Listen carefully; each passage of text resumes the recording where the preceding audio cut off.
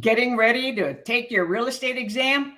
Well, join in today so we can review national questions that applies to all 50 states and Texas state questions towards the end.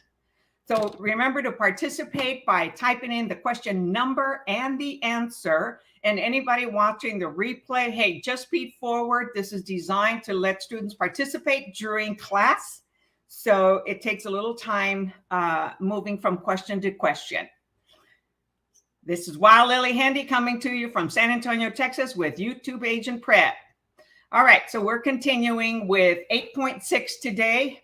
And these questions have to do with investment, taxation, profession, practice. All right, 8.6. A homeowner bought a house 5 years ago, $150,000. Since then, the homeowner has spent $3,000 to pave the driveway and has added a central heating and air conditioning system at a cost of $4,000. What is the homeowner's adjusted basis if the house is sold today? So math calculation, kind of simple math.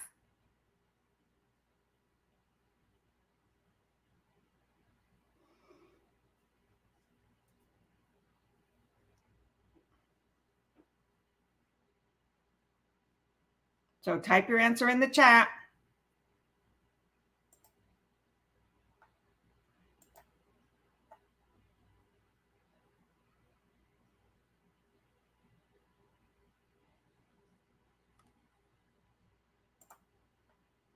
Hi, Lisbeth. So Lisbeth says 6B.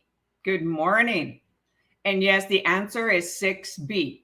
So it's 150,000 plus 3,000 plus 4,000. So those are investments in the property.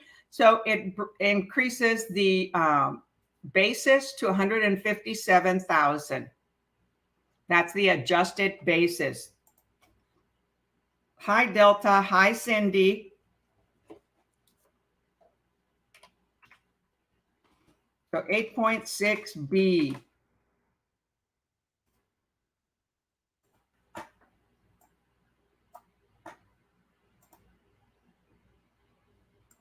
So bear with me a moment while I type it on Facebook.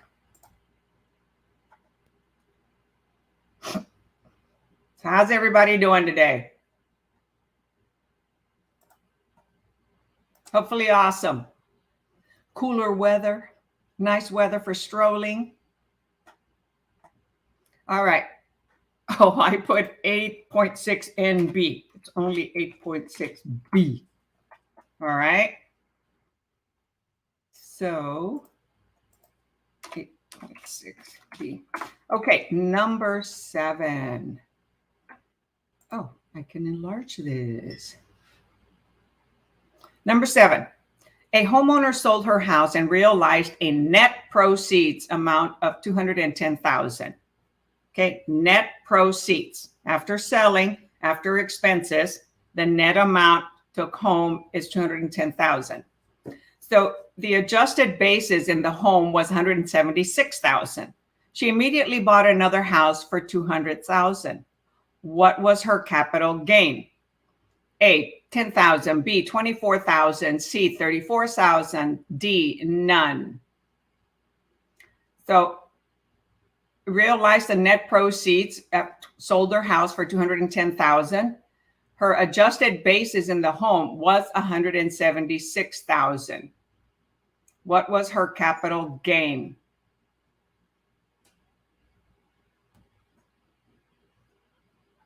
Yes, isn't that great weather? Yeah, awesome.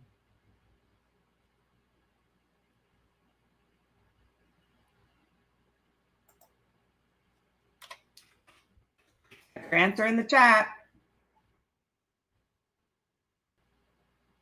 All right, so far we've got C. Remember to type in the question number. So 8.7C or 7C. So yes, the answer is 8.7C. Very good. A little bit easier math problems, right? From compared to Wednesday.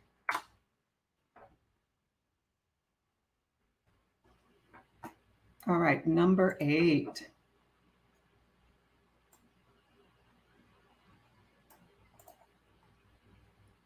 Okay, number 8 is going to be a long one, so we're going to have to minimize it.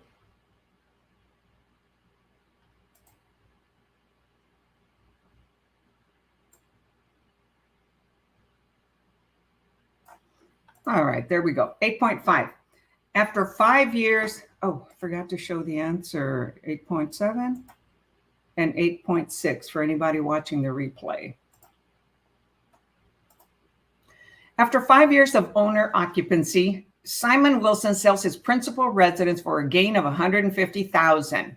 Okay, principal residence, he was occupying, sells it for $150,000. And the next month buys another principal residence that costs more than the adjusted sale price of the old home. Which of the following is true of the treatment of the tax on gain? A, there is no taxable gain. B, it must be paid in the year of the sale. C, the homeowner may choose to pay it or defer it. D, tax is due on the difference between the cost of the new home and adjusted basis on the old one. So, occupied it for 5 years as their principal residence. So what kind of an answer would that give us as far as once they sold it? And they gained $150,000.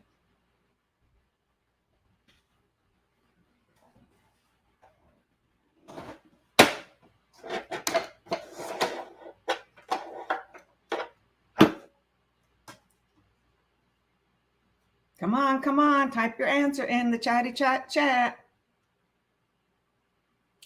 No, it is not B. Keep in mind, this is a primary residence that they lived in and they sold it. So do they have to pay capital gains or not?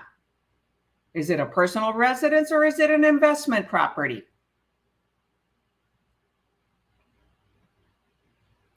No, the answer is A. There is no capital gains on your primary residence. So when you have a primary residence and you live in it in at least 2 of the last 5 years that it was owned, and as a single person, you profit $250,000, there are no capital gains.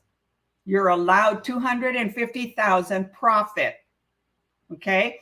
And no capital gains. This is a nice, awesome tax shelter. Well, not a tax shelter, but yet a savings for having a residence of your own that the government put in there to help individuals to be able to eventually buy something different. So, saving money on their primary residence that they lived in and took care of or didn't take care of, doesn't really matter. Okay. Remember, as a single person, you're allowed $250,000 capital gains. As a couple, you're allowed $500,000, not capital gains, profit without having to pay any capital gain taxes. So in some states like California or Chicago or New York, Florida, you might be able to appreciate that much when the market is going down or you have it for 10, 15 years. State like Texas, that doesn't quite happen. We don't appreciate that fast. So individuals that were in California and then, had a home for 10, 15 years, oh my gosh, they profited a lot. When the market's going up, they sold, moved to Oregon or moved to Texas, moved somewhere else. So that is free money. Okay? No capital gains, no taxes. That is free, tax-free money. So go back and learn your vocabulary when it comes to selling your primary residence. How much are you allowed to profit without paying capital gains? So look up capital gains. So it is 8.8A. Okay, so no one got that one right. So that means go back to the drawing board, go back and review that question. Capital gain and the advantage of having a primary residence. You're allowed, let's say you live in it for 2 years and you decide to move, relocate for a job, and you rent it for 2 or 3 years. You decide to, and you buy another residence somewhere else, okay? However, this one was still your primary residence. You can own it for 5 years. As long as you lived in it for 2 years and you sell it at 5 years, not over 5 years, you have free profit, tax-free profit. So 2 out of 5 years. That's why I mentioned that. And that's why it says here, after 5 years of owner occupancy, so they didn't rent it, they lived in it. See, 5 years owner occupancy, and they sell their principal residence. They lived in it. This capital gain this tax-free profit is only on a primary residence, principal residence.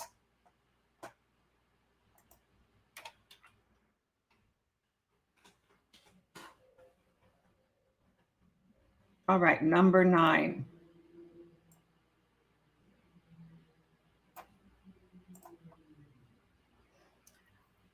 Ralph Roberts. So do you all get that? Okay. There's no tax due. So ignore all the other questions. So look at this here. It must. In this case, must is a negative. Okay. And hi, Brandy. Hey, Brandy's taking her exam today. And like at 2 o'clock. So wish her luck. And so she's attending to kind of get a last few minute help or synchronize her mind with knowing the questions and the answers. Okay, Ralph Roberts buys a small office building as an investment and participates actively in the management and operation of the building. This is an example of what? A, syndication, B, equity investment, C, direct investment, or D, illiquidity. Type your answer in the chat.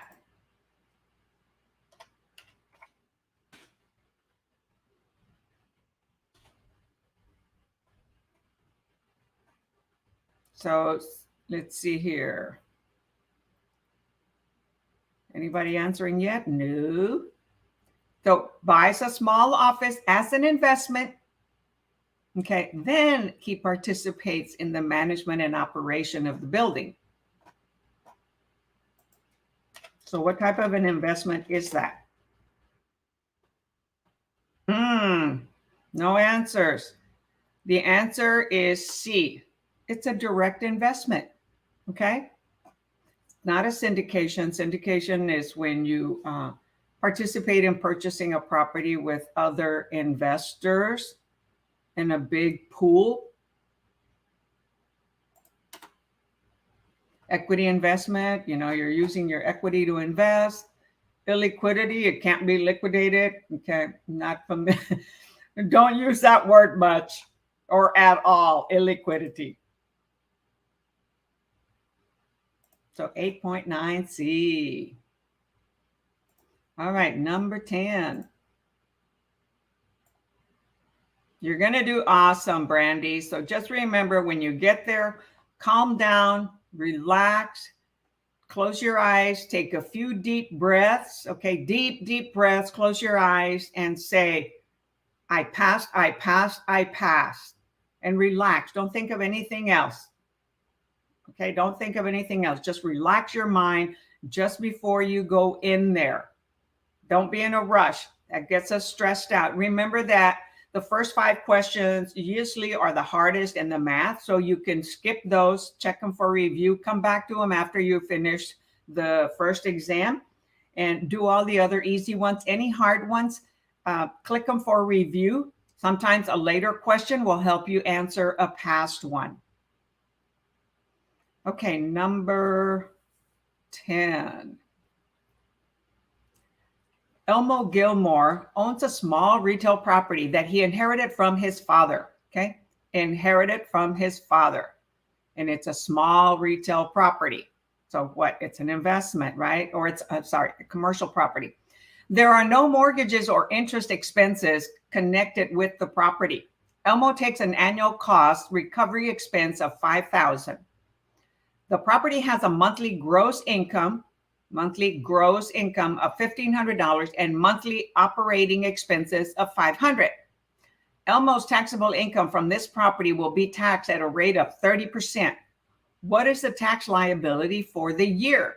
A, $2,100, B, $3,600, C, $3,900, or D, $7,000. Okay, so annual recovery cost or cost recovery expense, $5,000. Monthly gross income is $1,500. Monthly operating expenses is $500. He is taxed at a 30% rate.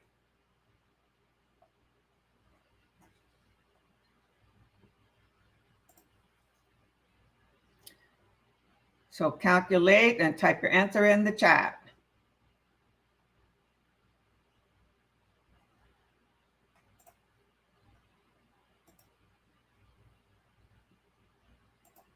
There's quite a few of you on here, so type your answer in the chat.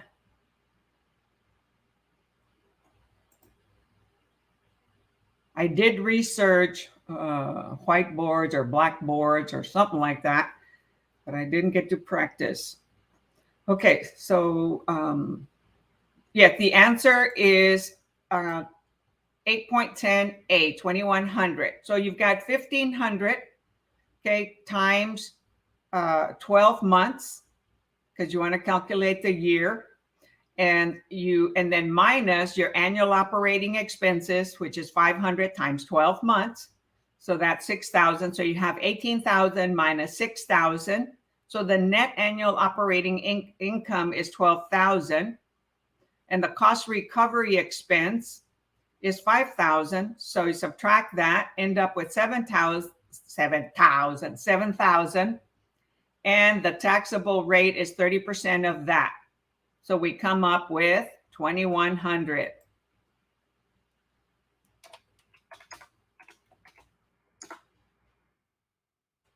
Okay, let's see. Brandy's asking a question. Do I study all day until it is time to take it? I am taking it remotely at home. Wow. I didn't know you could do that, Brandy, that you can take, this is your exam for the national and the state, or this is just for the course? Because I thought the state, the actual final exams, after taking all 6 courses, you have to go somewhere else and take it.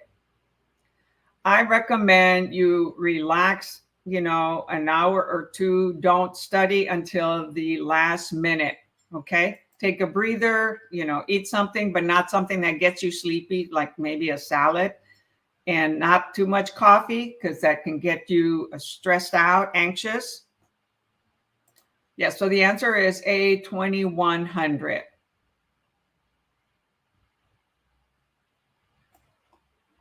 And I did find a board here, so let's see if I can type this. So it was, so let's see, his monthly gross is 1,500, okay, times 12. Oh, that didn't work. Times 12, okay, equals 18,000. And then 500 times 12 equals 6,000. All right, and then you have the recovery. So you're going to have 18,000 minus 6,000, then minus the 5,000 equals 7,000. Okay, then times 0.30. Okay, right, 0.30, that's the decimal, gives us 2,100. Okay. Oh, I'm on the wrong screen. So this is how you calculate that one. So it was 1,500 times 12 minus, okay. So that's how you calculate that.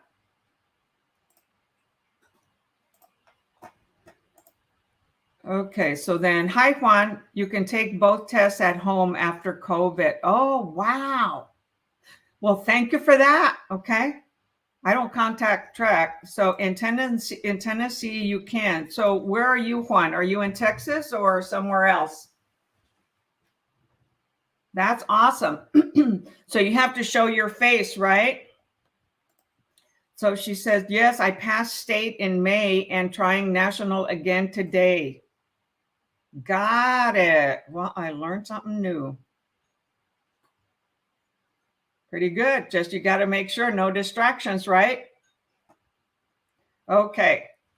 So let me know, how do they monitor? So you've got to stay in front of the computer, right? In front of the screen for the entire time.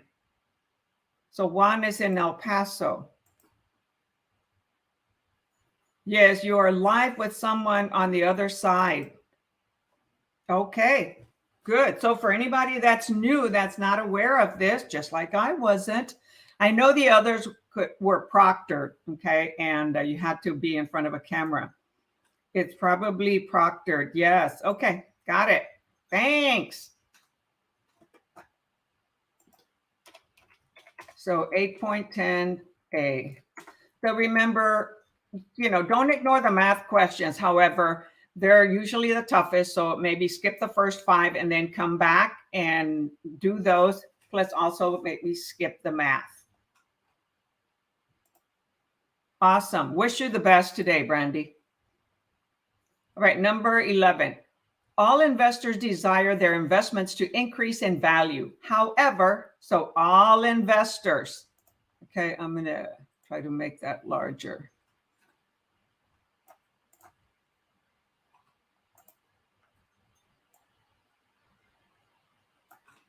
So that's cool. I like that. Okay, all investors desire their investments to increase in value. Yeah, we even desire our personal property to increase in value. So, however, A, the degree of return is inversely related to the degree of risk. B, the more the investor stands to gain, the greater the risk that the investor may lose. C, investments require intense management, have lesser returns. Or D, the more liquid an investment is, the greater the chances are that the investment will not appreciate.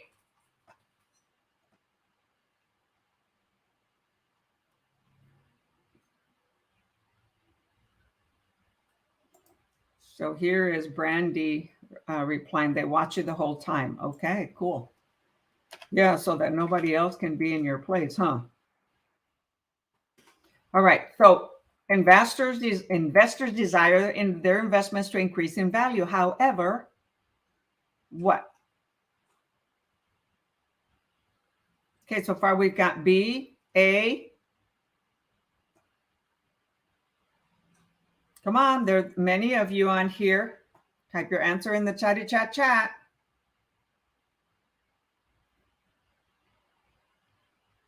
It is not C. The answer is B. The more the investor stands to gain, the greater the risk that the investor may lose. All investments, all properties, okay, are a risk. Okay, even our primary residence can be a risk, right? Because it's like Jim Rohn says, he's an author and a motivational, inspirational speaker. The day we were born, it became a risk for us every single day. The moment we get up, we walk out the door, it's all a risk. Investments are higher risk. However, when we're educated and we learn about it, how to do it, and talk to other investors, get involved, there's a greater opportunity to make a profit. However, there's always a risk for loss. And so sometimes we take the loss and move on. And we learn from experience. So never be afraid to take risks. Well, it's okay to be afraid, because when we're afraid, we work towards learning more. There's certain kind of good fear. Okay. Fear is really not good. Okay. However, sometimes it gets us to move on our butt and learn. All right. Number 12.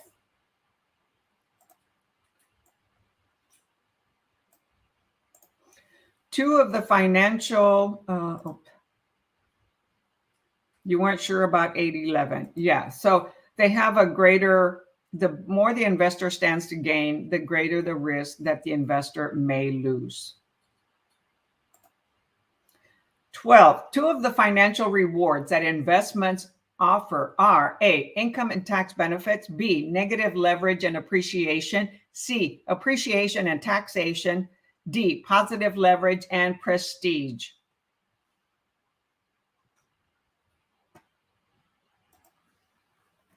So why do people buy investments? Or why do investors buy investments? Some individuals aren't really big investors, they just buy.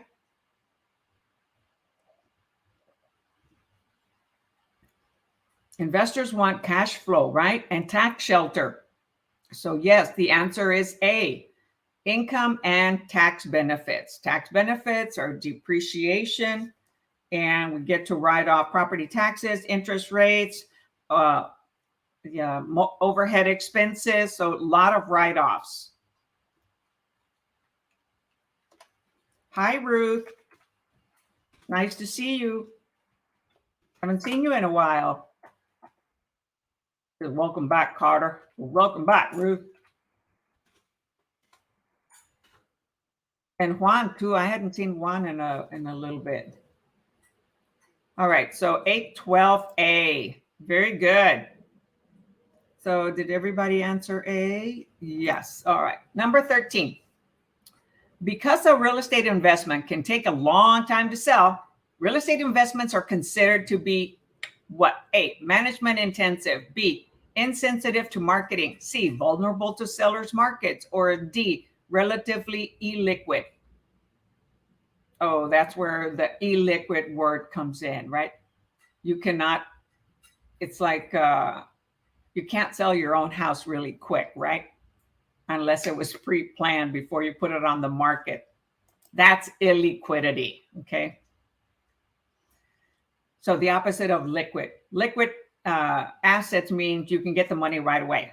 You know, out of your check, you can sell your stocks. You can't sell CDs; those are illiquid.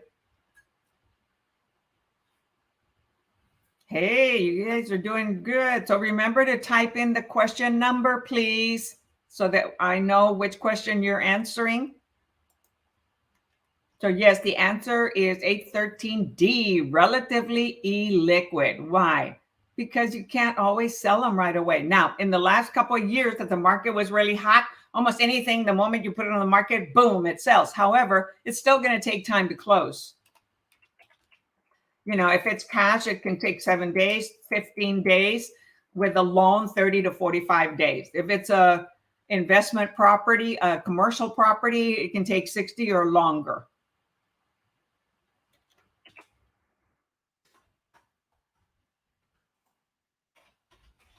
Thank you for participating.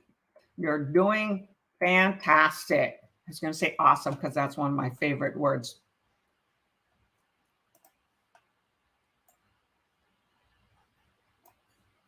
Okay, number 14. Let me take a sip of coffee. Oh, look, I signed up to this company, Vulcan. They're the best lead generating company. Little spendy, but it has very accurate data. So since the market has changed and I'm jump starting my business, I am cold calling. In addition to other marketing activities. 814, compared to a stock portfolio, a real estate investment would be considered. So if anybody of you own stock, right, you might have more, you diversify, you have more than one stock. So if one goes up and one goes down, you're okay. So 814, compared to a stock portfolio, a real estate investment would be considered what? A, riskier investment, B, a more management intensive investment, C, a short-term investment, or D, a more leveraged investment.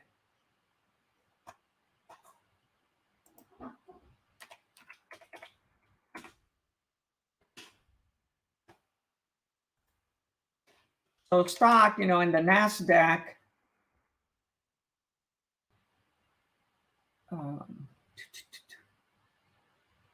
You're basically, it's almost like you're buying paper, but you're not. You're buying stock, part ownership in a major corporation, and based on their growth in the last, 5-10 years. Yes, very good. Oh, no, it's not A, Cindy. Stocks are really risky, even riskier than real estate. Okay.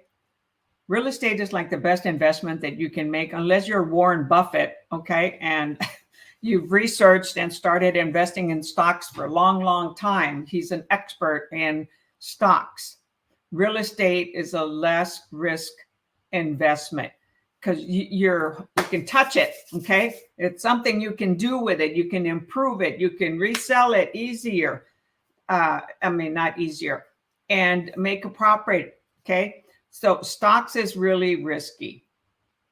However, most retirement plans, or the majority, they actually, when you have a 401k or 403b or things like that with your employer, corporate company, they'll invest in mutual funds. And mutual funds is a combination of stocks. Okay. They can be aggressive. They can be non-aggressive, international stocks, things like that.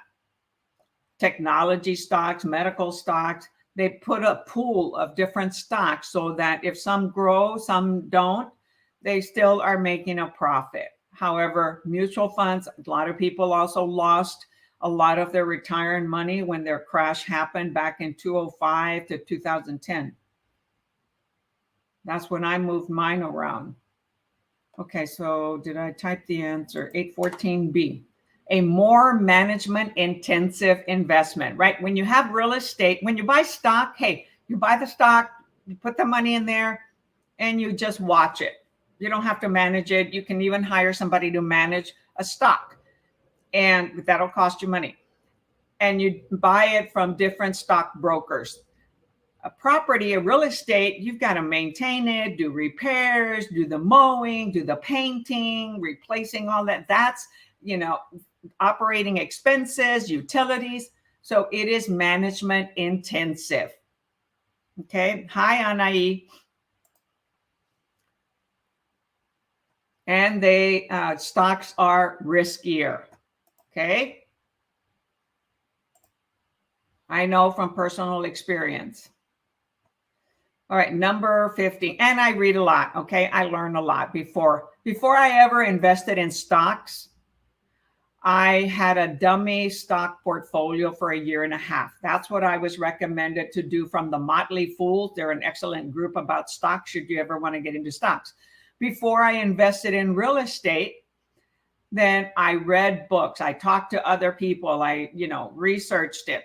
So you don't just jump into it. I'm the type that I need to research. I need to learn. I need to know the most that I can about it. Sometimes when somebody gives you an opportunity and you jump to it, okay, what do you take? You take a leap of faith. It may be good. It may not. So the better educated you are, just like with these exams, the better prepared you are by studying the questions, okay, the better you'll do. Number 15, 6 investors purchase a shopping center. 1 investor manages the tenants and another handles the marketing and the leasing. 2 investors manage accounting and finance, and the remaining 2 run the management office. This is a possible example of A, general partnership, B, a limited partnership, C, a real estate investment trust, or D, an investment conduit.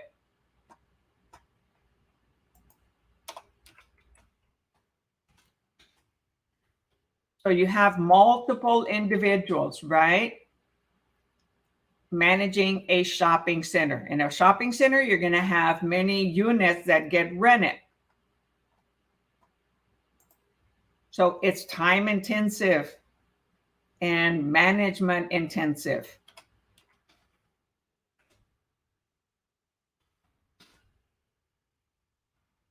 Awesome. Oh, no, Anai, it's not C. It is a general partnership. Okay. And you have 6 investors. Okay. So it's a partnership that purchased that shopping center. Okay, each investor manages a portion of the activity, right? Whoever's expert at marketing and leasing, they do. The expert of the accounting and financing, they do that. Managing the tenants, so each individual has their expert, so they came together as a group and bought it as a general partnership. Okay, general is broader. Okay, so they're managing as a broader group. Number 16.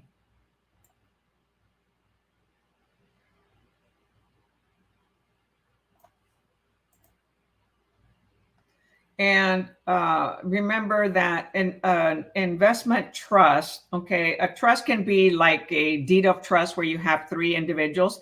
A trust can also be a where you're protecting a property. You have an LLC, and then you also put it in a trust, and you end up having a trustee that manages that trust. Well, here you have multiple people managing the property, so it's not a trust; it's a general partnership. Remember, when you have a trust, you have one person that pretty much looks over it. That's the trustee. That's one person. Hi, Carol. So what does that mean, test? Good morning. All right, number 16. The formula for determining taxable income produced by an income property. Okay, the formula determining the taxable income produced by an income property is A, gross income minus expenses plus land and building depreciation. B, gross income minus expenses minus land and building depreciation. Oh, the first one says plus land and building depreciation. The second one says minus land and building depreciation. C, gross income minus building depreciation plus land depreciation. Or D, gross income minus expenses minus building depreciation.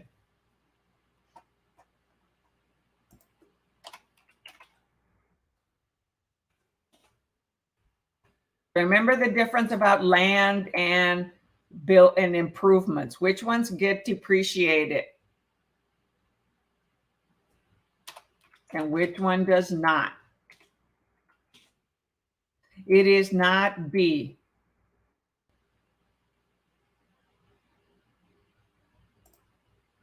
Oh, awesome, Carol. Thank you for watching on YouTube. She created a YouTube account. Woohoo!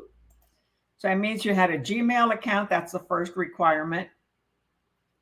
And then just started a YouTube, or you logged into YouTube. Yeah, she said she had to create it. Awesome. Okay, so no, it is not B. Careful, careful. B says gross income. So they all say gross income. Okay, and they all say minus. 3 of them says minus expenses. 1 says minus building depreciation. Well, we know when it's an investment, there's going to be expenses that we deduct. But then the tax shelter is also, depreciation and other write-offs. So the answer is D, gross income minus expenses minus building depreciation. The land does not get depreciated. Remember, land does not depreciate. However, in this case, in taxable situations, we cannot take a depreciation as a taxable depreciation for land. Now, the land might depreciate in the real estate market because the market completely depreciated. That's different. Okay, this is a taxable depreciation. So it is gross income minus the expenses minus the building depreciation, right? The accountant is going to depreciate a commercial or an investment property at least 27 and a half years. So 127.5 each year. After 27 and a half years, there's no more depreciation. Now, I have read somewhere else, I saw a number of 30 some odd years. So I'm used to it depreciating for 27 and a half years. So the answer is D. So we had answer C, gross income minus building depreciation plus land. No, remember, land does not depreciate. And then we also had, let's see, we had B, gross income minus expenses minus land and building depreciation. Again, land does not depreciate. So, you know, on C, it didn't talk about expenses being depreciated. It just says building depreciation. Okay, which is true. Okay, what happened to the expenses? We get to subtract that. So B says gross income minus expenses minus land. No. Land depreciation. No. Okay, so that's why that one is wrong. A says gross income minus expenses plus land and building depreciation. No, you don't add the depreciation. It is subtracted. Okay, that's part of the tax shelter. The part of the benefits for investing in property. Another good thing about having investments, right? We get to provide some jobs and housing to others. Unless we do it all and we only have tenants.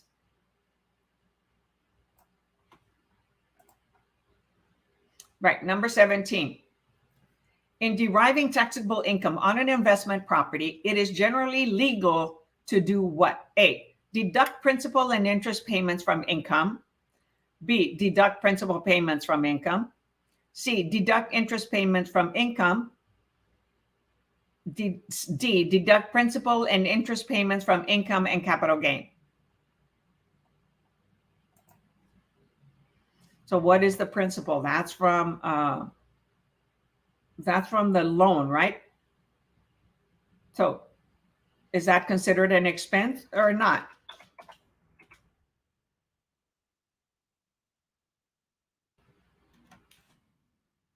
No, it is not A. Take another attempt. I almost typed A.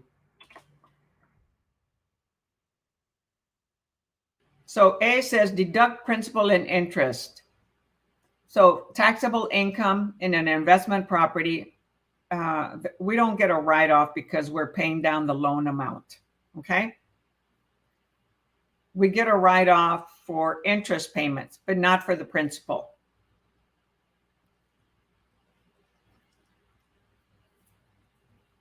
So yes, the answer is C, deduct interest payments from the income, right? The income that the property is generating minus expenses. Interest is one of the expenses, right? All operating expenses, also property taxes, not principal. Because principal is the money that you're paying to buy the property. That's your investment money.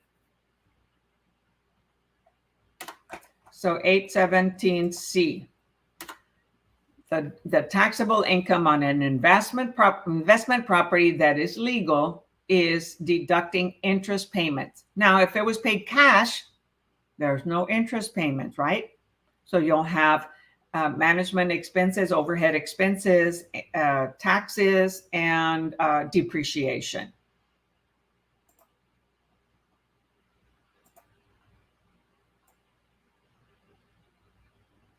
And again, I had a commercial property, a very challenging little 8-plex. It was an 8.5-plex, and we converted it to a complete 8-plex. And I say 8.5-plex because there were 7 bedrooms and an extra room that was being used as another bedroom. We added a bathroom to that, made it 8 apartments. Okay, number 18. So most of you got that correct. Yes. Okay, any questions? Nope. I got to remember to look for questions. Number 18. Jake does not use any part of his principal residence as a home office. Which of the following is true of the tax treatment of this property? Now, principal residence, okay? Keywords. and does not use it as a home office. So A, the owner may deduct the property's interest and principal from ordinary income. B, the owner may depreciate the property and deduct depreciation expenses from ordinary income. C, the owner can deduct any capital gain when the property is sold. And D, the owner may be able to avoid capital gain tax when the property is sold. Okay, you're just listening. All right, Carol. Hey, that's really good. You're a great listener then.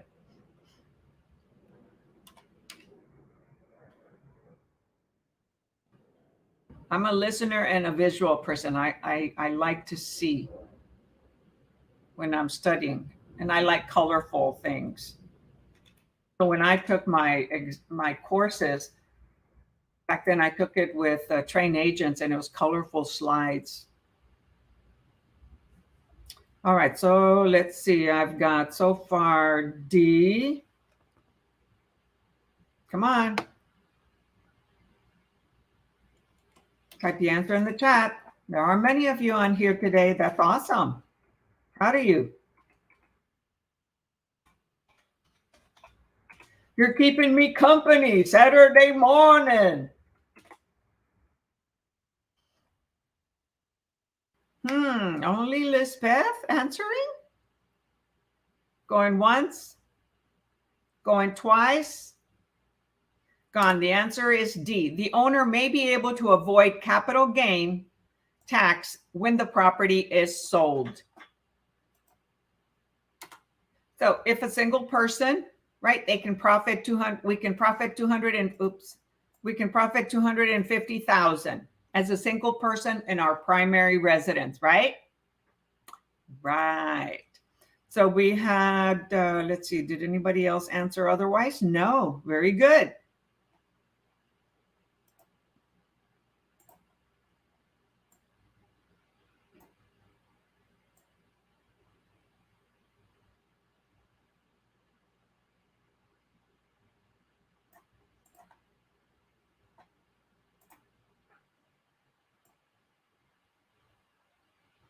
Oh, remember last, when was it? Wednesday. I had music in the background, and even though it was really soft, YouTube picked it up. YouTube monitoring program picked it up when it was playing Be Groovy with Earth, Wind, and Fire, and they didn't let me monetize it. I didn't violate a copyright, okay? But it had it real softly in the background. So they're allowing me to somehow remove it. So hopefully I'll get it back. I mean, no negative marks on it, right? It was from my radio, because there's certain music when you're using YouTube that if it's free marketing music, we can use it. But if it's not, we could copyright it, and we can be, we get a red mark. So I didn't get a red mark. However, I'm working with them to remove that little section where it had the music. Okay. So Brandy, okay, let's slow down here. It says, I am feeling more anxious because I do not know any of these answers. Brandy, relax. That's why a lot of times it's not good to study before the exam. The good thing is that you're learning the answers while we're here. So don't think about what you're getting wrong. Think about, oh, I just learned that one. Oh, I'll remember that. Think that way. Change your mindset. Change it to positive. You're learning. Forget about the fact that you don't know them. You are going to know them now when you see them on the test. Okay? So relax. Take a couple deep breaths. Okay, let's take a deep breath. Okay, so let's help her relax. Take a deep breath.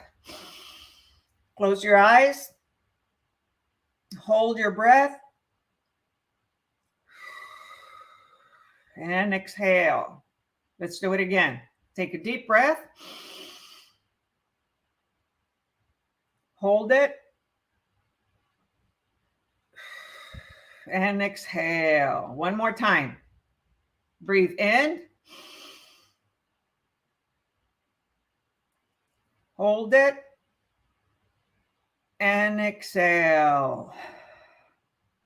And let's change the mindset to, I learned that. I'll remember it for the test. Forget the negative. Forget that you don't know. Throw that out the door. Throw that out of your mind, okay? Promise me that you'll forget about that and focus on what you're learning, okay? That's why it's important to do this, because you get to see what you may be missing and understand the right answer. Okay, very good. Thank you for sharing. That is awesome. All right, number 19. An investment property seller pays $14,000 in closing costs. These costs, A, may be what? A, may be deducted from personal income. B, may be deducted from the property's income. C, may be deducted from the sale price for gains tax purposes. D, may be deducted from the adjusted basis for gain tax purposes. So closing costs on an investment property, what is that considered? Could that be considered an expense?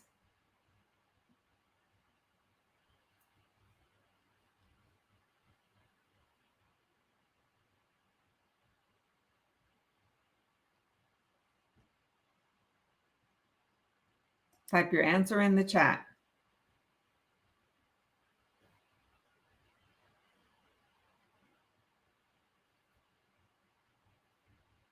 It is not D. It is not deducted from the adjusted basis. Okay, it's a closing expense. So it is something we can write off on an investment. The answer is C, may be deducted from the sales price for gains tax purposes. So if the sales price that they purchased was $500,000 and they paid $14,000 in closing costs, then they'll subtract the $14,000, okay, from the sales price. And of course, they'll deduct other things, okay, depreciation and other expenses that we talked about, right? So it's an expense that's considered a write-off.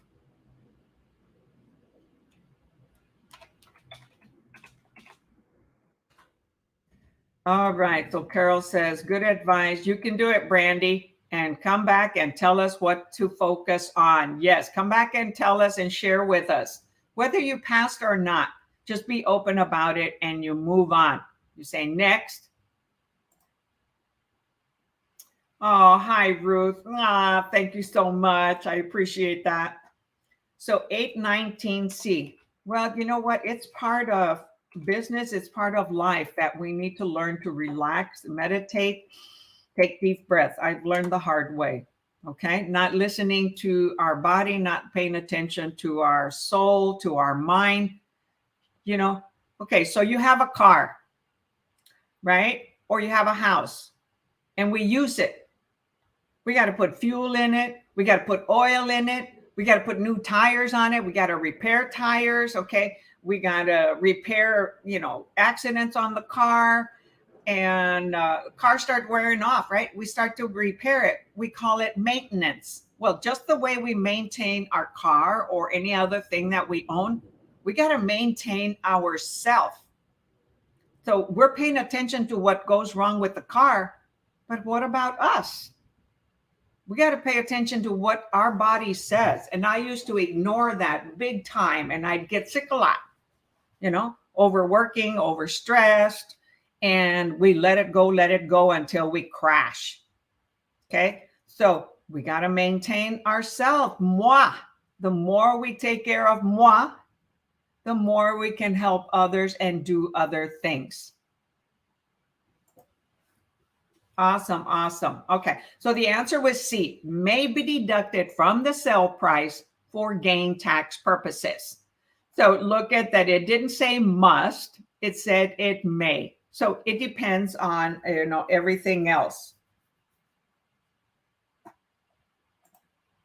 So it depends on whether they made a gain or a loss. You know, there are other things that go into play. All right, number 20. The formula for calculating capital gain tax is the taxpayer's tax bracket multiplied by A, the sum of the beginning basis plus gain. B, the difference between amount realized and adjusted basis. C, the sum of net sale proceeds and capital gain. D, the difference between net sale proceeds and capital gain.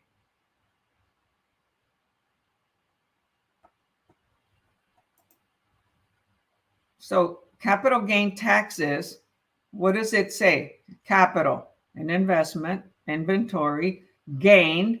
So you gain something from that capital investment.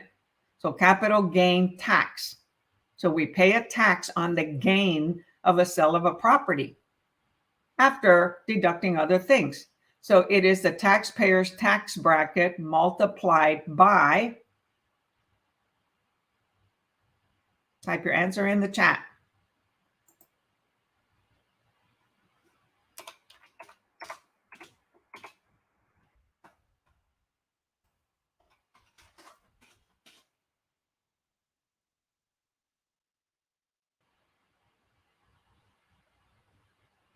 No. Your sale proceeds, your net sale proceeds already deducted all the expenses. Okay. So it is the difference between the amount realized, okay, and the adjusted basis. The amount realized, right, is the net sale. And what was your adjusted basis? That was, you purchased the property for 500,000, you added 50,000 to it. So your new adjusted basis is 550.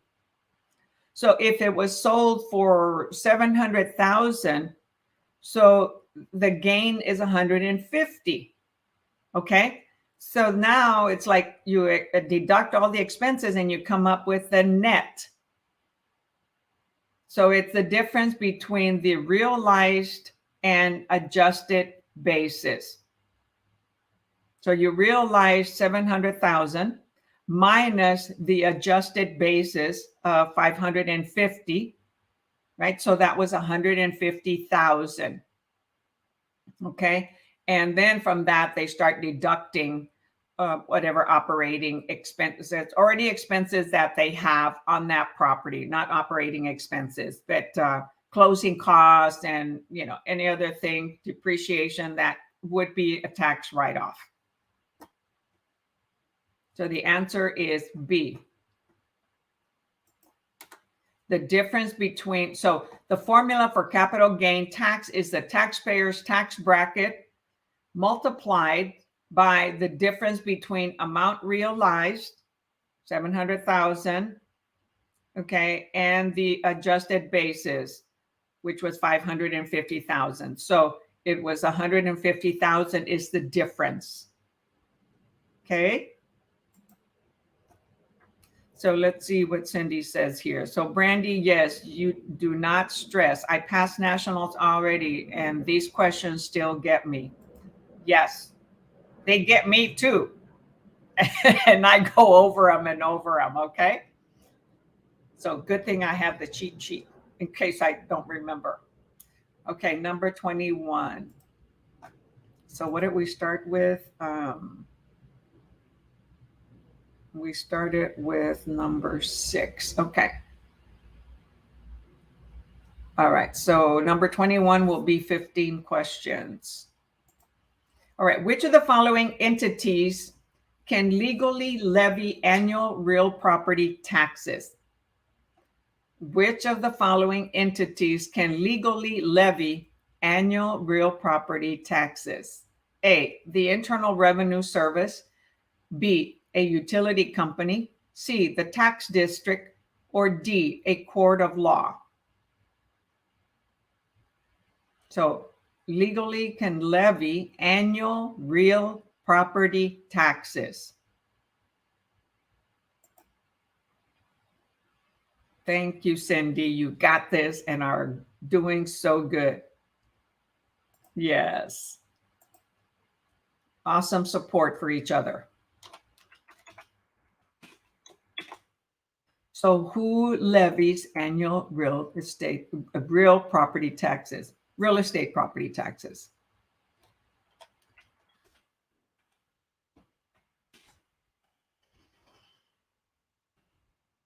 No. Who charges us the property taxes?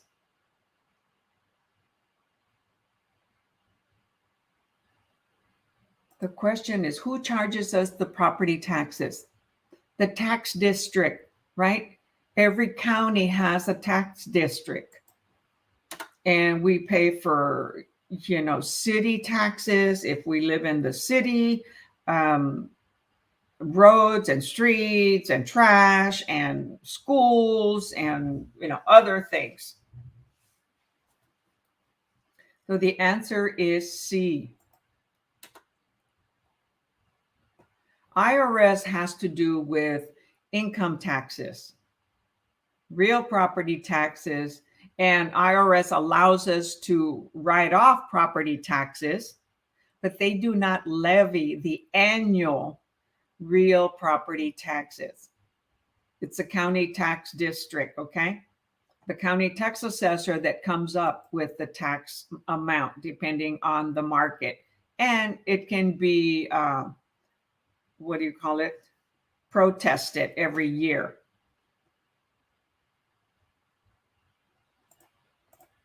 So the answer was C. A tax district is who levies annual real property taxes. Okay, I'm trying to remember.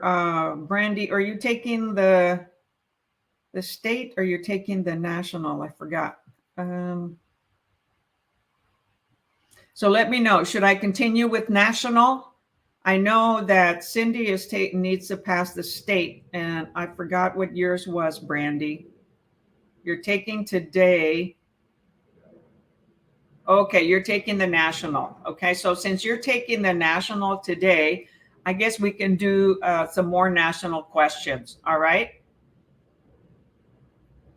We're here to help you out. Does that sound like a plan? However, your exam, I believe you said, is at 2. So I would recommend, hey, stop studying at noon. All right. And relax, eat. Okay. Focus on yourself. Don't be desperate studying at the last minute, because you see what notice? You start missing them and you start getting anxious. So that's a no-no. I know it's harder to do than said, because I used to do that. However, if I have a long drive, then I don't have to worry. But in your case, you're staying at home to take the exam. Oh, and they can see whether you're looking at something to study, right? Wow, that is awesome. They've got a good system in place, because somebody could be cheat. What are we on?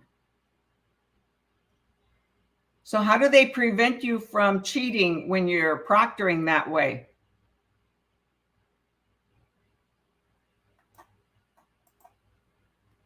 Yes, so you're taking the national. Okay. Oops. So tell me, how do they prevent you from cheating while you're taking the exam? I've never taken a proctored exam, so dang it. All right, number 22, while I get an answer from y'all. Certain classes of property owner and types of property are exempt or immune from real property taxation in many areas.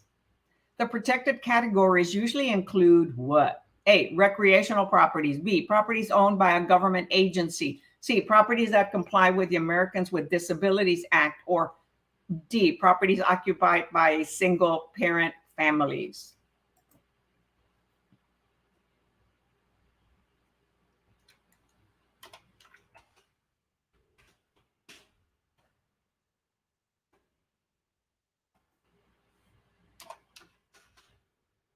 No, it is not. It is not a recreational properties, because some recreational properties could be someone's investment properties.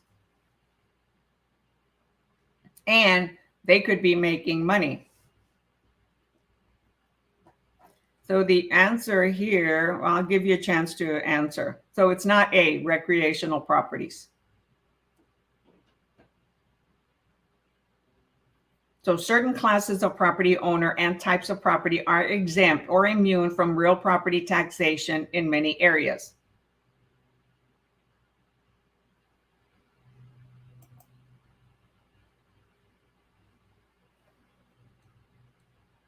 Okay, the answer is B, properties owned by government agencies.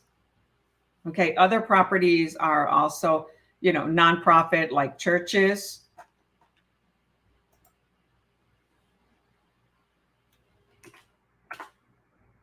Most government agencies are, nonprofit. They're there to provide a service to the public.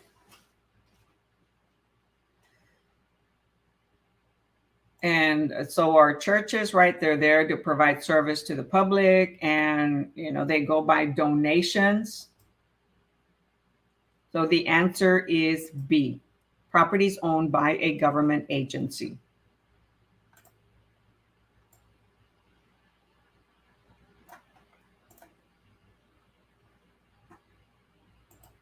Y'all got that?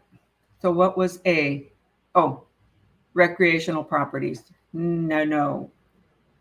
I know they're tough questions, okay? And keep in mind that even, teachers that teach don't necessarily know these 100%, right? Otherwise, why would the correct answers be provided? And there's a teacher's book and there's a student's book, right? So that we are able to take the answers and make sure that we provide the correct answer.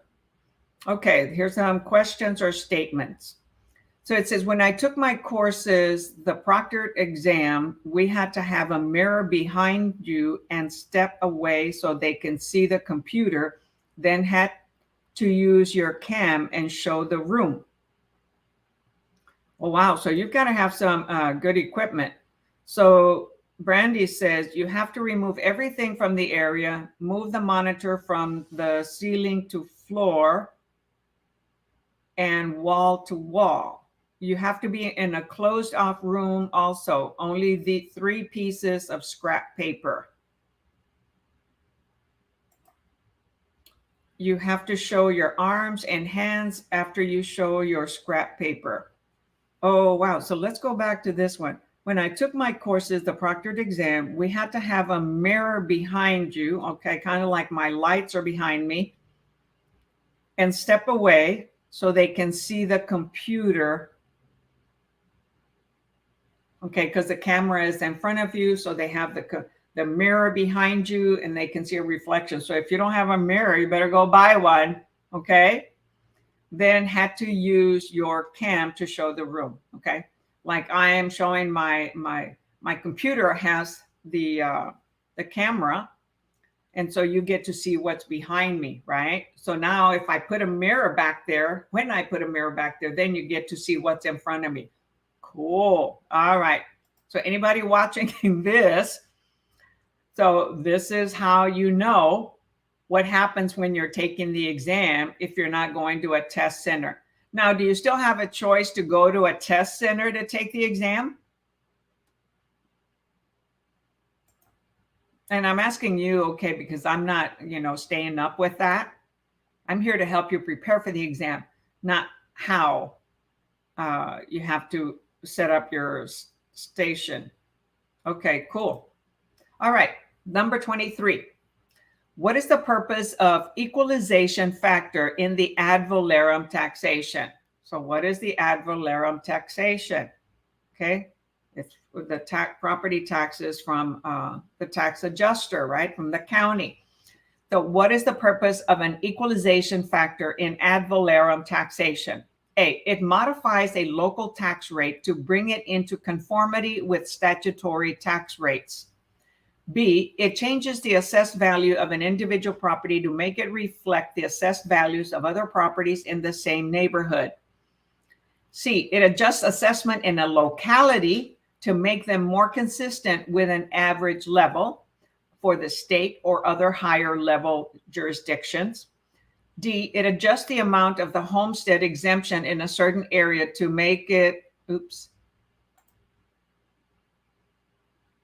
proportionally equivalent to the average homestead exemption in other areas.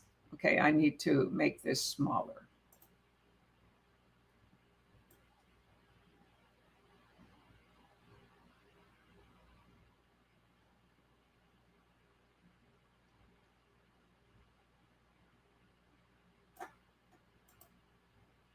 Okay, so there's the whole thing. So the purpose of an equalization factor. So they use factors, okay, in evaluating what the taxation is for each property, the ad valorem taxation. So what is the purpose? To modify a local tax rate to bring it into conformity with statutory tax rates. B, it changes the assessed value of an individual property to make it reflect the assessed values of other properties in the same neighborhood. C, it adjusts assessments in a locality to make them more consistent with an average level for the state or other higher level jurisdictions. Or D, it adjusts the amount of the homestead exemption in a certain area to make it proportionately equivalent to the average homestead exemption in other states. So remember, it's not only having to deal with homestead exemption, it's all properties. Okay, so it's not D, which nobody has answered that. And it's not B.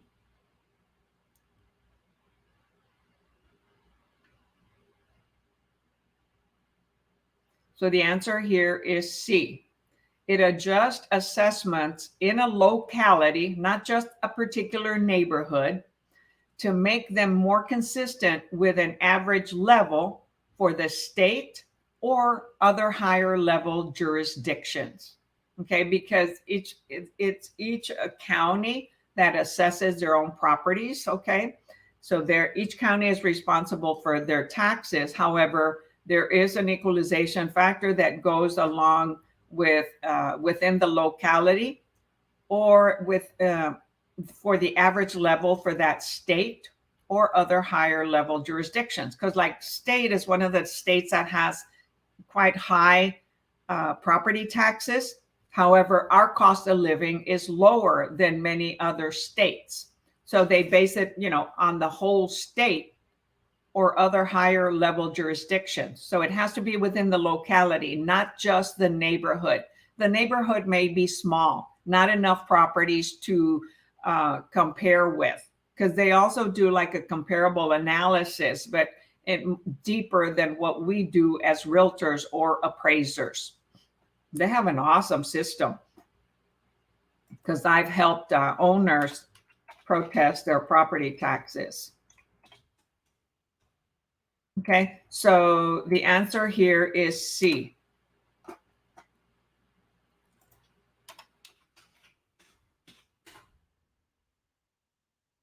So let's see here. Some other comments. Good thing they didn't ask for a mirror for me. Lots of laugh. Oh, okay. And Brandy said, I may try that if I miss it this time. I forget what I said about you try. So what are you going to try if you, for some reason, don't make it this time? But believe, ask, believe, and receive. Okay? I'm asking to pass this exam. I believe it and I pass it. So the answer here is C. It adjusts assessments, okay, on the tax valorem, ad valorem, that's property taxes, okay, done by the tax assessors in your county, with the to make them consistent with an average level for the state or higher level jurisdiction.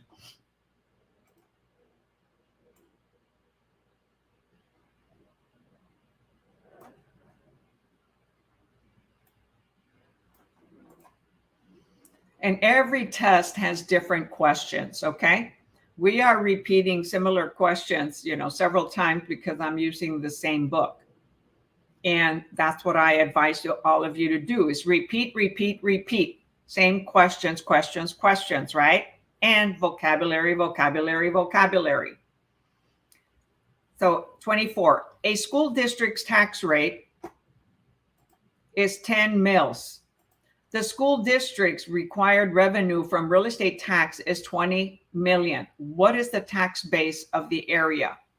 So a school district's tax rate is 10 mils. School districts required revenue from real estate taxes. Okay, so we as property owners support the school districts by paying school taxes. It can be college taxes, university taxes, high school district school district taxes, okay, in addition to city taxes. So the real estate taxes they need is 20 million. What is the tax base of the area? A, 20 million, B, 200 million, C, 2 billion, or D, 200 billion.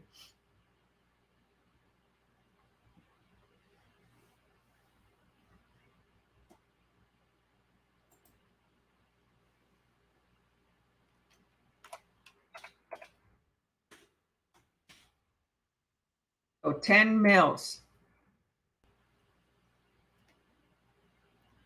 Type your answer in the chat.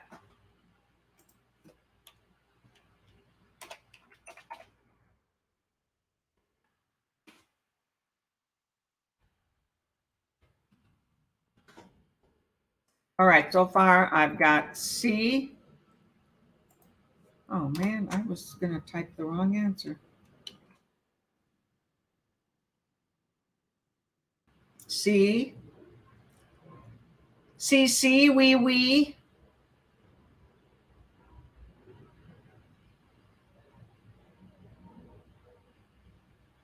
Anyone else? That's okay. Take a risk, okay? Everything is a risk. I wish I had known that and believed that when I was younger and realized that we got to take risks. And if we don't make it, we do it again. That's how we learn. Yes, the answer is C, 2 billion. So the mill rate equals tax requirement, which is 20 million divided by the mills, okay? Divided by, so mills is like 10 million. So you divide it by 0.001. 10 mils is 0.001. So a mil is a mil is 1/1000th of a dollar, like 1 million, 1/1000th of a dollar. So to solve for the tax base, okay, so there's 1,000 pennies in a mil, okay, and this is 10 mil. So to solve the tax basis, so I guess let me try my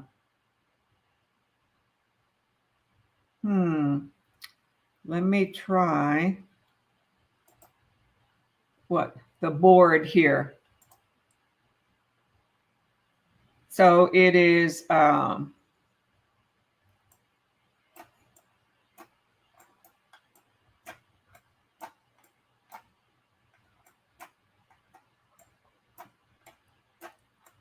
20 million, okay, divided by 0.010,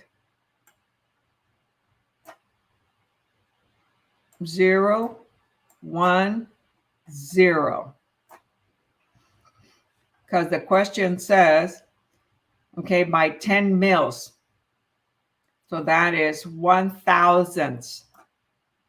And from that, okay, you get 2 billion.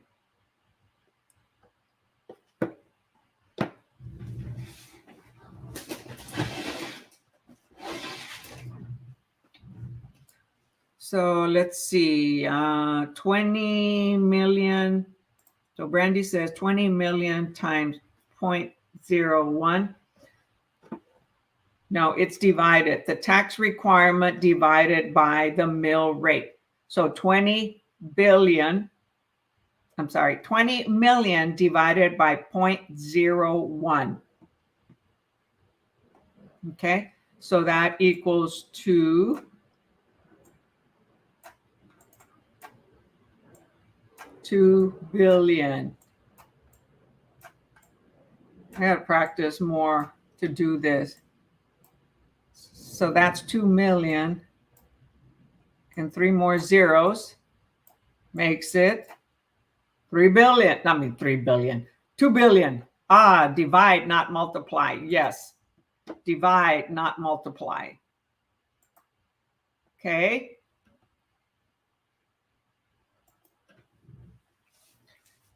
So remember that a mil is 1/1000th.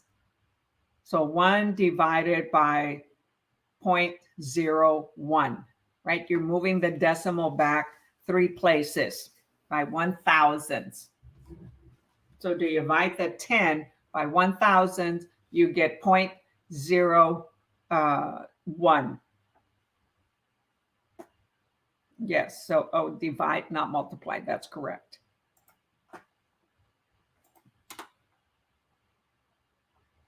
So I'll practice more on using the whiteboard to be prepared for anything I want to stress, right? I'm testing different ones without having to pay for one. All right, number 25. A homeowner receives a tax bill that includes an amount for the library district taxed at $1 per 1,000 and the fire protection district taxed at $2 per 1,000. How much does the taxpayer have to pay for these two items if the property's taxable value is $140,000? Okay, so library district tax $1 per 1,000. Fire protection district tax $2 per 1,000. So it's $3 per every $1,000. So first you got to figure out how many 1,000s there are in 147,000, right?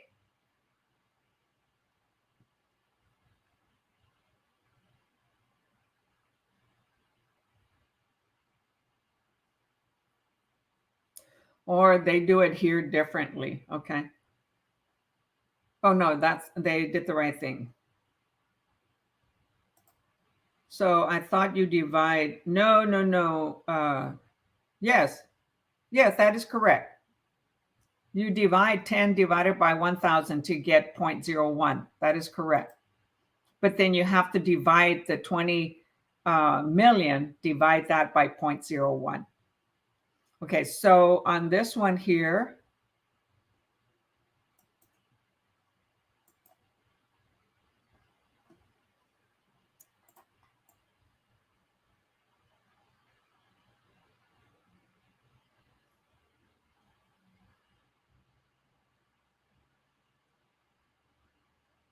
takes a little while doing it manually here.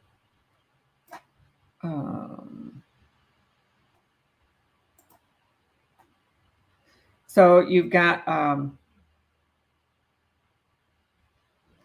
so you have what, 147,000, right?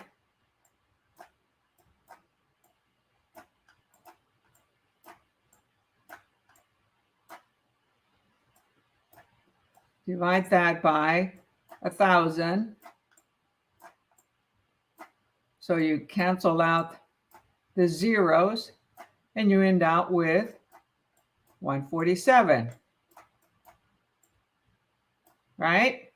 And then it says, so $3 per 1,000. So how many 1,000s are there? So now you multiply that times 3 to get the answer, right? And that answer is 441.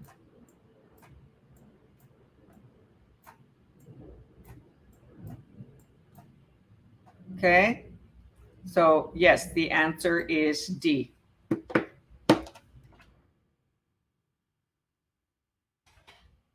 Oops. 8.25D.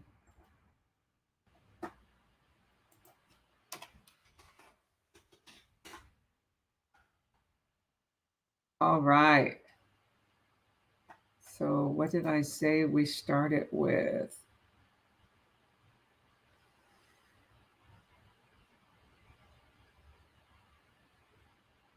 Okay, so we've done 20 questions. So we're going to move over to state because some individuals do want to learn some state, okay? And on state, we do only a few questions, a handful of questions. Okay, so let's get up and take a little breather while I get a cup of coffee. So get up, walk around a little bit, because remember, when we study, we're supposed to study in 20 to 30-minute sessions. Our mind remembers the beginning and the end of every session. So when we study every 20 minutes and get up, stretch, take a deep breath, drink some water, come back, then we'll start remembering the beginning and the end of the next session. Okay?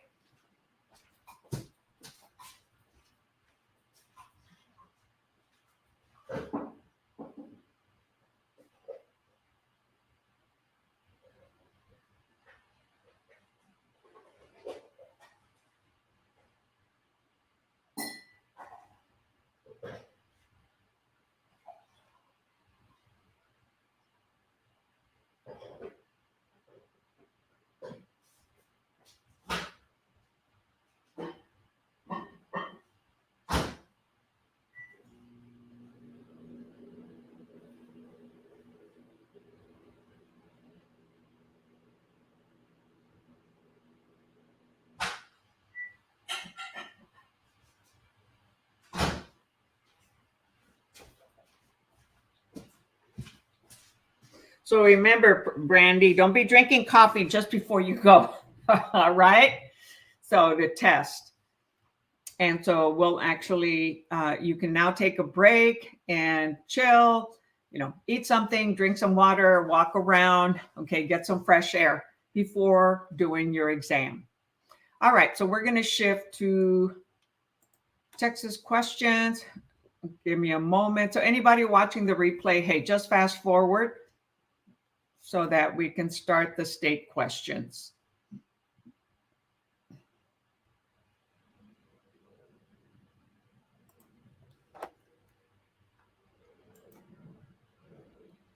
Because I've got to shift pages here.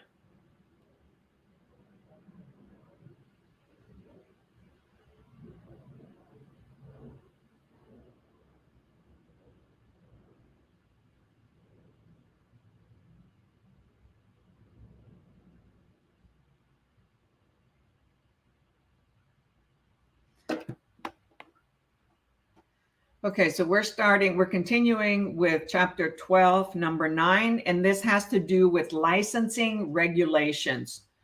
So what we just covered on the national had to do with investments, taxation, and professional practices. So now licensing regulations. So what does TREC require or do?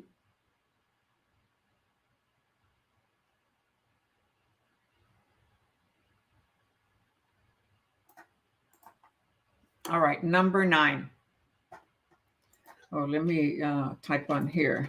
Texas state questions. And Brandy, good luck. Wish you the best. May you get an easy exam. It does happen sometimes.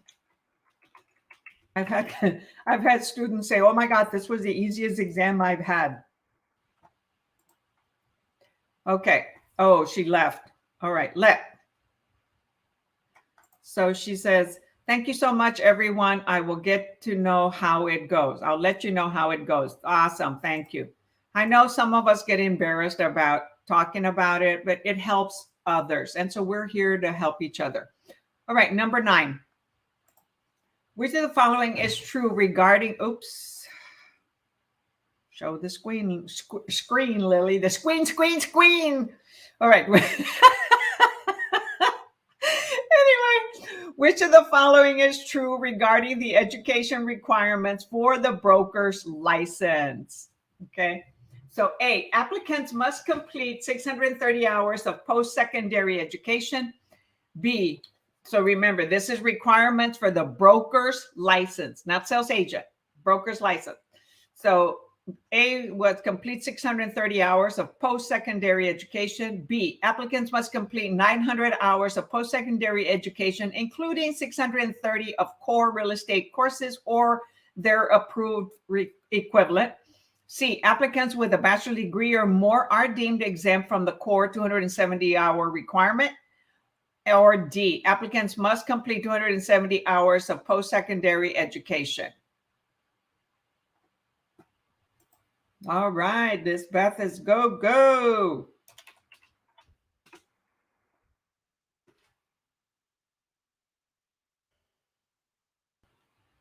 So all our national people took off. So we just have a few state people here.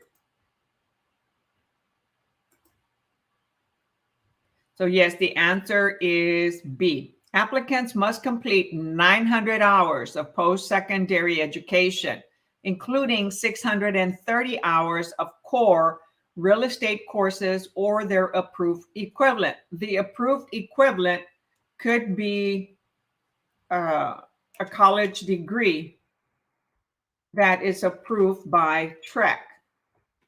And that 630 hours, like with my engineering degree, they approved me for the 630 hours.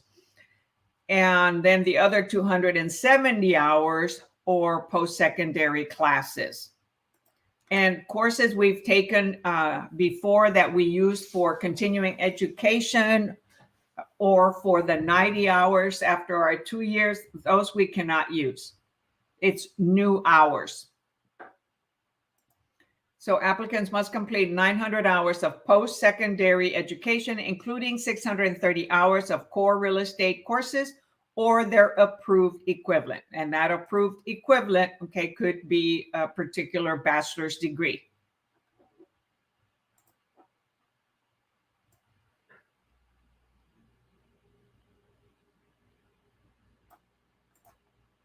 Number 10.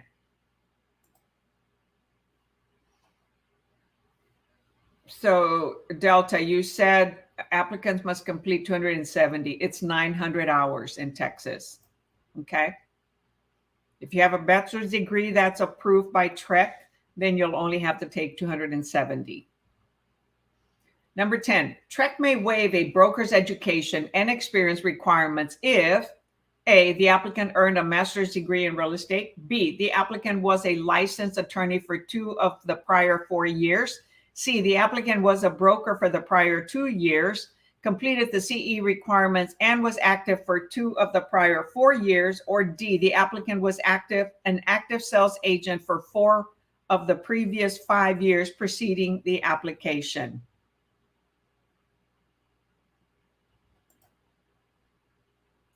So TREC may waive a broker's education and experience requirement if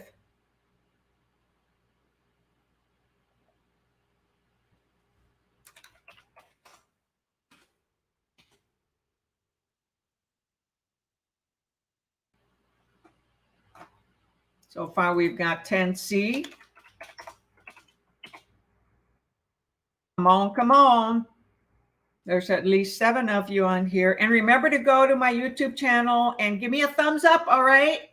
Send me some love, some support. And if you haven't subscribed yet, please tab that subscribe button and click the little bell so you're the first to get alerted every time I go live. And I'm also doing little shorts to send you back to remember things that you need to know and other things that I'll be experiencing and sharing with you. So the answer is C. The applicant was a broker for the prior 2 years, completed the CE requirement, and was active for 2 of the prior 4 years. So TREC may waive a broker's education and experience if the applicant was a broker for the prior 2 years, completed the CE requirement, and was active for 2 of the prior 4 years. So let's see what it says here. So TREC gives experience credit for brokers who wish to reactivate for whatever reason. So that's why it says applicant was a broker for prior 2 years. They completed their continuing education requirement and was active for 2 of the prior 4 years. However, the CE requirement must be met, right? Because we do that every 2 years, and right now it's 18 hours. 4 for legal update 1 and 2, each one is 4 hours, and then 10 electives. And the applicant must have had specific broker experience in order to reactivate as a broker. It doesn't mention reactivating. However, that is the intent. So in what situation would TREC waive a broker's education and experience requirement? Under the condition that the applicant was a broker for the prior 2 years, completed the CE requirements, and was active for 2 of the prior 4 years. So they wish to reactivate for whatever reason. They went inactive. So they'll have to do their CE requirements, and they were active for 2 of the prior 4 years. So the recent 2 years they weren't, but 2 years before that they were. And now they just need to take the CE requirements. So in that case, they had paid their renewal fee as an inactive in order to remain inactive. 2 years prior, they would have had to renew it as an inactive license. However, now they want to make it active, so they must take the CE requirements.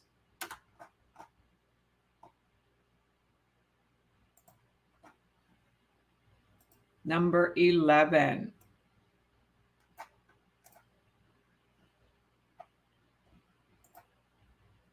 Which of the following statement is true regarding license renewals? A, licensees must be renewed every 3 years. All licenses expire on December 31st or even years. C, TREC distributes a notice to renew 3 months prior to expiration. Or D, timely application must be received no later than 30 days following expiration.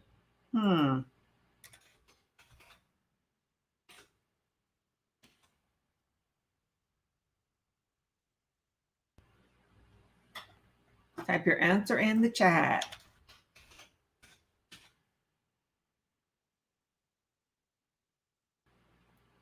Hey, I did a little short about what happened on Wednesday, right? That I got stranded because my battery needed a boost. And I said, I have a portable battery charger, a lifesaver. I keep a toolbox in my trunk while I have an SUV, right? For whatever I may need in real estate, okay? You know, a toolbox with hammers, screwdrivers, things like that, because I used to put up my own signs and lock boxes and never know what you're going to need, a little tie wrap or whatever. So it's a good thing to have. And it's only 2.5 years old, okay? So batteries now last 2 years. So I did a little short on that from Wednesday's video. So I thought it was hilarious. And a lot of people had never seen one of those things. So women do know some shit. Oh, do know some stuff about cars. All right. So the answer is C, right? TREC distributes a notice to renew 3 months prior to distribution. So that is the true statement regarding license renewals. TREC lets us know via email 3 months prior to expiration. So very good. Number 12. A licensee misses the deadline for license renewal. In this case, the licensee must do what? A, must retake the license examination and pay late fees. B, must pay a deferral fee and complete any CE requirements within 60 days. C, must go inactive for a minimum of 90 days. Or D, must resubmit an initial license application, including background check. A licensee misses deadline for license renewal. In this case, the licensee doesn't give you all the details of what are the things are in the situation. So we got to think and know the information in order to answer.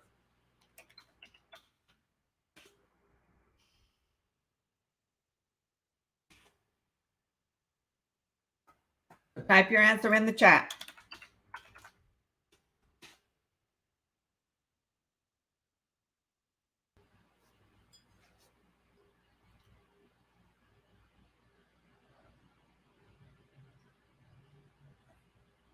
Moving right along. Keep it going. Come on.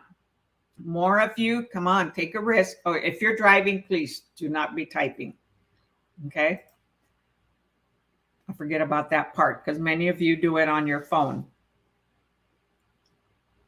and listen while you're driving. So the answer is B.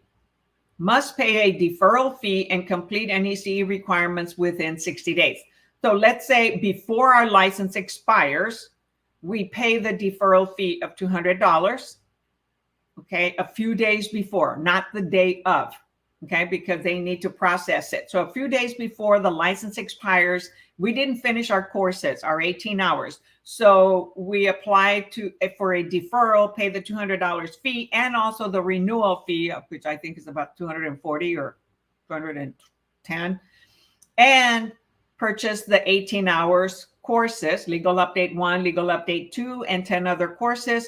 Finish them before 60 days, submit them before 60 days, okay, a few days before or a week before, and then we get the renewal. So we remain active for another 60 days and submit the certificates for the 18 hours before the expiration of 60 days.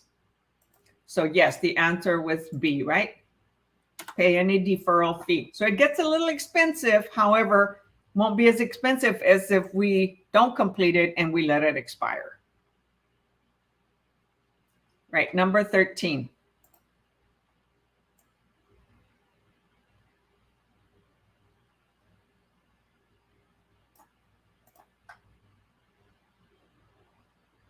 And we are also offered like CE continuing education classes, like from a title company or a home warranty or a lender. You know, they'll provide, TREC will provide credit. Okay, those are approved credits, like one credit here. So when we attend some of those classes or presentations, they could be for an hour, 2 hours, 3 hours. Then we also get credit. So those are important things to learn and take during the 2 years. And then Legal Update 1 and 2, 4 hours each, totaling 8. All right, number 13. Which of the following is true regarding the renewal of an expired license? Okay. Renewal of an expired license. A, renewing applicants do not lose active status if they properly renew within 90 days. B, with a proper application, late renewers filing within 60 days of expiration will not lose active status if sponsored throughout period without expiration and new license issuance. C, expired licenses automatically become inactive. Or D, the license period for the renewal license begins the day the late renewal application was received.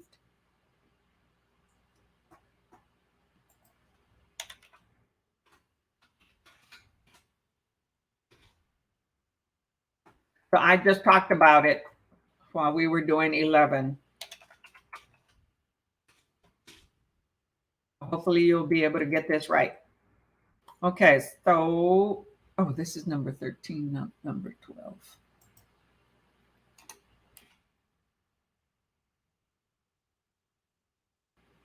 Type your answer in the chatty chat.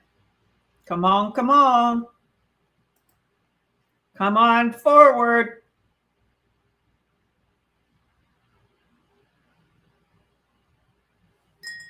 Take me a sip of coffee while I wait.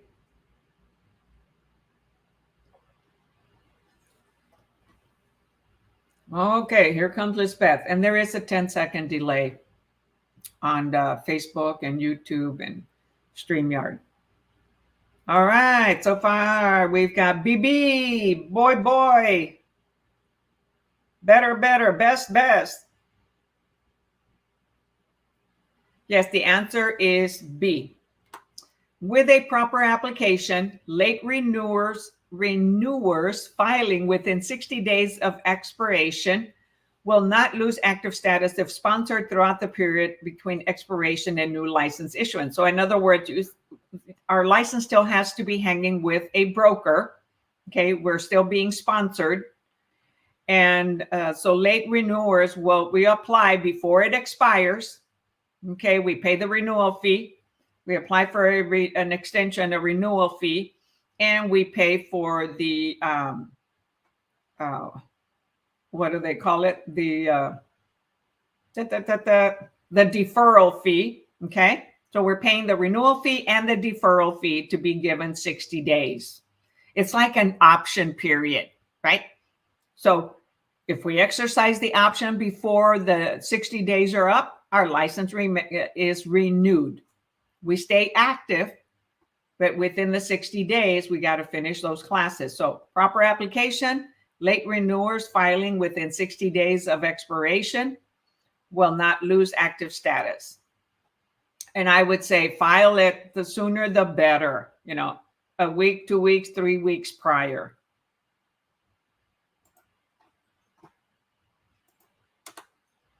And then start taking those classes. And you probably started doing the classes before the expiration, but didn't finish.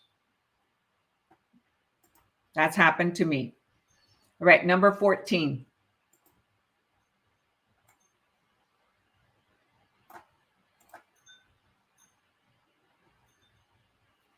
A licensee can become inactive for many reasons. I forget. 3 of which are listed below. Which statement does not trigger an inactive license? So A, the state changes the education requirement for licensees. B, the sponsoring broker moves to a different state. C, the brokerage goes bankrupt. Or D, the licensee applies for inactive status. So which one does not trigger an inactive license?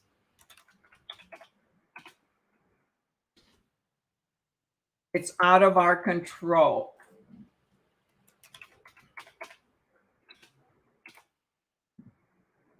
Well, when a broker moves to another state, we can't control that, but we can control what happens prior to them moving or when they move.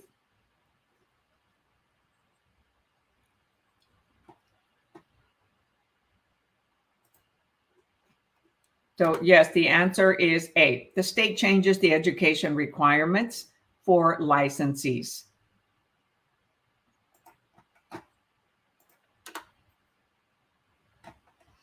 Okay, number 15. Which of the following are causes for the deactivation of a business entity license? A, the business obtains E&O insurance. B, the entity elects to deactivate. C, the entity fails to complete a transaction in a 12-month period. Or D, the designated broker is promoted to president of the corporation.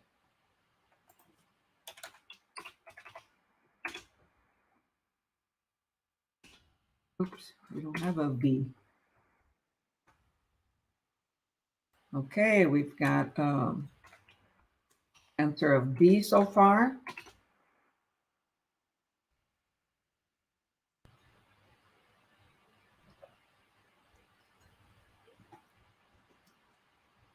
Yes, and both of you are the ones participating, then the answer is B. The entity elects to deactivate.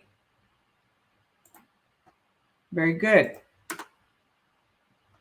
Okay, we'll do a couple more. Actually, we'll do one more. Which of the following is true regarding the maintenance of one's license status? Okay, regarding the maintenance of one's license status. A, deactivating brokers must give sponsored sales agents a 30-day advance notice from the date of application. B, a sponsoring broker has to notify TREC of a sales agent firing within 1 week of the occurrence. C, to reactivate a broker license, a broker must satisfy all CE requirements and take a 3-hour ethics update course. Or D, to reactivate a sales agent license, licensees must complete a 3-hour legal update course.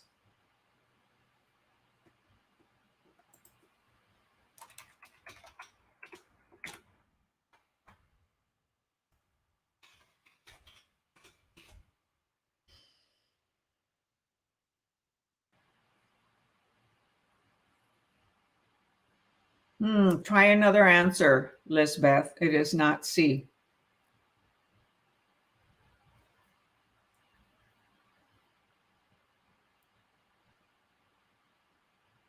So remember, we had a question earlier about a broker reactivating their license, that if they were practicing 2 of the last 4 years, they could take their CE requirements and go back active, and of course pay their application fee.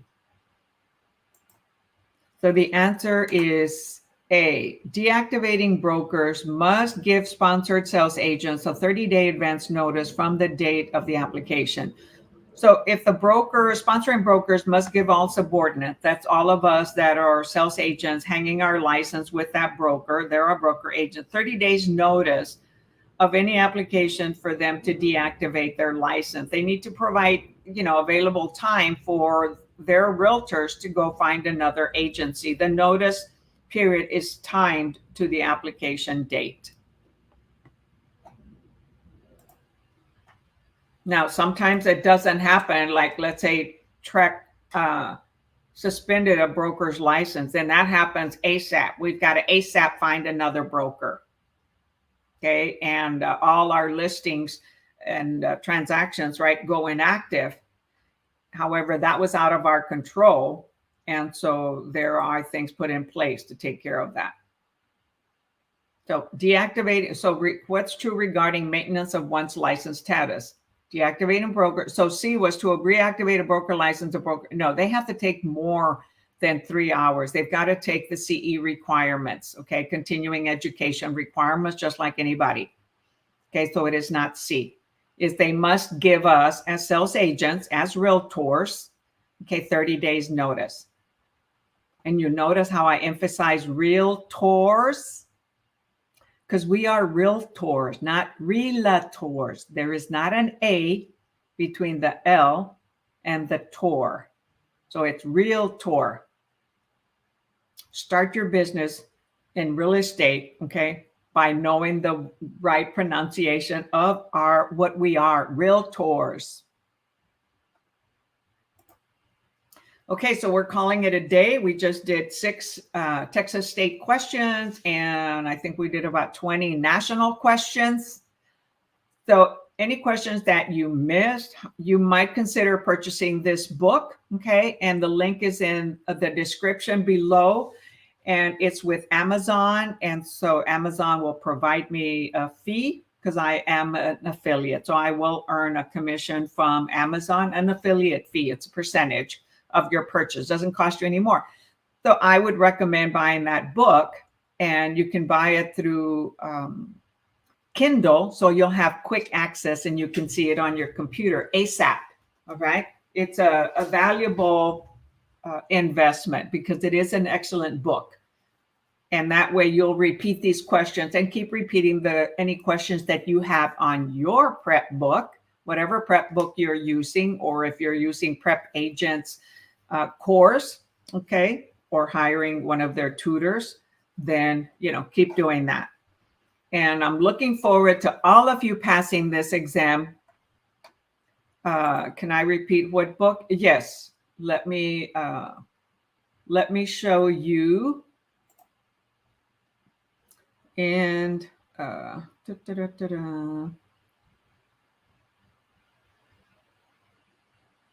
I'm going to show you in the tab.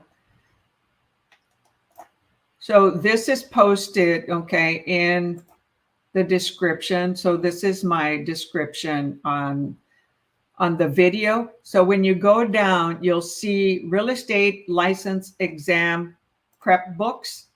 Oops, sorry. Let me show. All right. So you'll see here, real estate license exam prep books. The first book, Texas Real Estate License Exam Prep, All-in-One Review and Testing by Stephen Medling. Okay. It's a father and son and 2 other authors. So you click this link, it takes you to that book, and you can purchase it, and they will pay me a fee. There's also the old book that is free online. I mean, you find it online, Texas Real Estate Sales Exam, 4th edition. I haven't done that, but I have videos on that, older videos this year. I think it's the 2022 Q&A questions series 1. I did that book. You can also purchase it so that you have the actual book. They don't have it on Kindle. However, I downloaded it years ago. Other students shared it with me. It's excellent. A few of the Texas questions are outdated, but it's an excellent book. Okay, so anybody in other states, they're all states on here. You can go there. And then I recommend other books once you pass your exam later on, favorite books, to get you started. And you purchase them through this link, and I will get a profit. I will get a fee paid to me. So it is Texas Real Estate License Exam Prep all in one. And so let me also show it to you on here so that you know what it looks like. It's the blue book. And I've seen videos by other students, okay, that are recommending this book, but in other states. They authored 26 different states with this book. So national questions are the same. State are specific to the particular state. And they do include, they do have the Texas. They just added New York. So they're still working on creating 24 other states books. All right. So you did purchase a prep agent. Okay. So that is a good prep. And of course, he has a lot of free ones on YouTube. However, the state portion, they're in the course that you buy. Okay. And he's got the flashcards and other videos that you can attend live with him that are not on YouTube. Eventually, I think he adds some to YouTube, but not all. Okay. I highly recommend him. However, if you can't afford it, buy the book on for Kindle, and you'll get it right away. If you like a book that you can, write on, then buy the paperback book. Okay, and I thank you should you purchase it using my link. I greatly appreciate it. So go to my YouTube channel, or let me post it on here. So you're on Facebook, Lisbeth, right? So let me post this, and you can click, okay, on Facebook.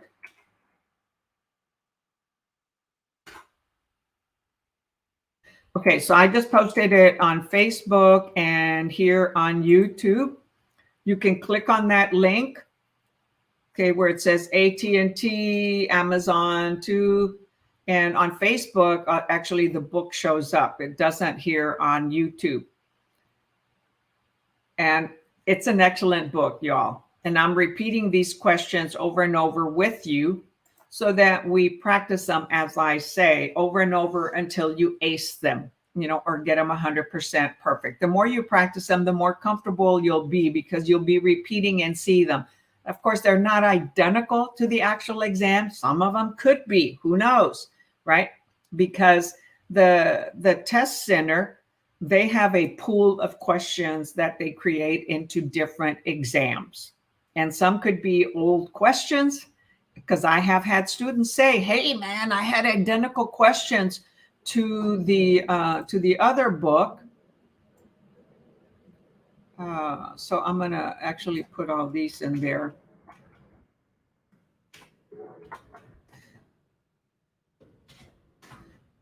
So the second one here is free online.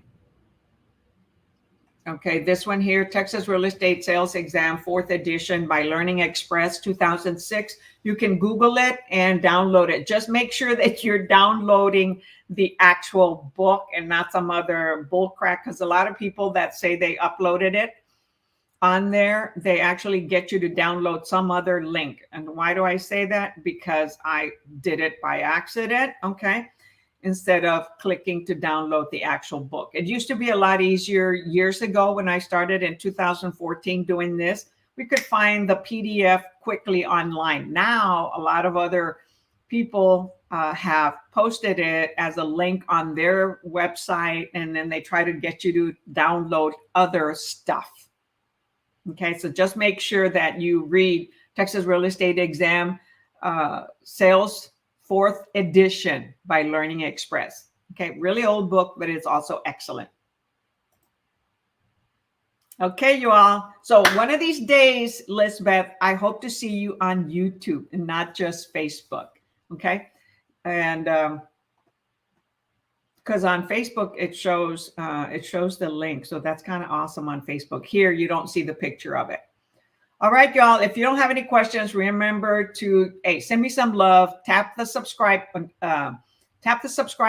on my YouTube channel. If you haven't yet, click that little bell so you're first to get notified every time I go live. And do a thumbs up. Send me some love on this video if you found it useful. Remember, I am also a realtor. I'm with eXp Realty. We're a virtual company, and I am interviewing realtors to join me, beginners or experienced realtors. If you yourself are looking at different companies, hey, let's talk about eXp. If you know someone that is considering making a change, let me know about them or have them talk to me so that they can evaluate eXp. Lots of awesome opportunities and a lower cap. Okay, so have an awesome day. Practice, take a break, relax, and then study some more. 20 minutes and take a break. Drink water. Take a deep breath. Walk around. Study again. Get some sunlight. Go out. Get some fresh air. That's important for our mind. And as I mentioned to, oh my gosh, who was it that's taking our test today? Brandy. Okay, to take deep breaths, okay, and not study up to the end, and to relax and change the negative thinking to positive thinking. Forget about the negative. What if you remember them all? What if you end up passing instead of, what if I forget? Oh my gosh, I don't know these questions. Oh my gosh, I'm anxious. I'm scared. I'm afraid. I don't want to do it. What if you do it right? What if you remember what you studied today? You've got a 50-50 chance. The scale, right? So what if you pass? Yahoo! You become an inactive realtor, and then you choose a sponsor and you become active. All right, y'all. Have an awesome weekend. Until next time, Monday morning. Catch you later.